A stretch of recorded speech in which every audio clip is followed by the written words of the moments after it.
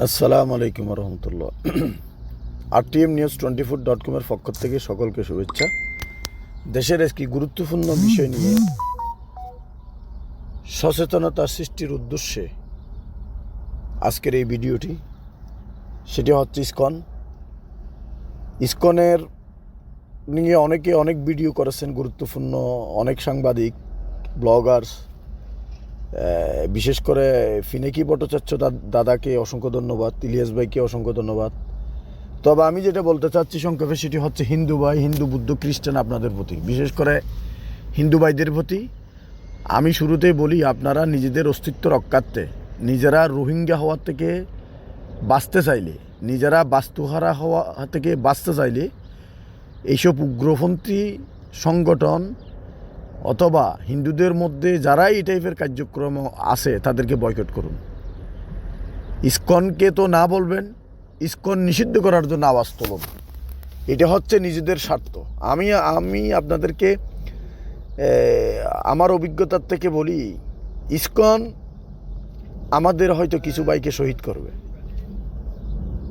ঠিক আছে, কিন্তু ইসকন বাংলাদেশে মুসলমানদের কোনো ক্ষতি করতে পারবে না। বরং ইসকন কী করবে জানেন? মুসলমানদের ইমানকে তাজা করবে। মুসলমানদের ইমানকে ইসকনের কার্যকলাপে তাজা হবে। কিন্তু আপনি গভীরভাবে চিন্তা করেন, আপনারা যদি বাস্তুহারা হন, আপনারা যদি ইন্ডিয়া মুখে হন, আপনি কি ইন্ডিয়াতে সুখে থাকবেন? আপনি কি ভারতে সুখে থাকবেন? আপনাকে কি ভারত জামাই আদরে রাখবে? একটু চিন্তা করে দেখেন তো। মানে আপনি সেখানে গেলে পরও কঠিন বাস্তবতার সম্মুখীন হয়ে আপনাকে জীবনযাপন করতে হবে। আর সেটি দেখার জন্য বেশি দূরে যাওয়ার দরকার নেই। কাশ্মীরেও যেতে হবে না, ফিলিস্তিনেও যেতে হবে না, লেবনানও যেতে হবে না, চেচনিয়াও যেতে হবে না, ইউক্রেনও যেতে হবে না। আপনি শুধুমাত্র রোহিঙ্গাদের হালত দেখেন। কারণ নিজের মাতৃভূমি হচ্ছে নিজের কাছে সবচাইতে বড়।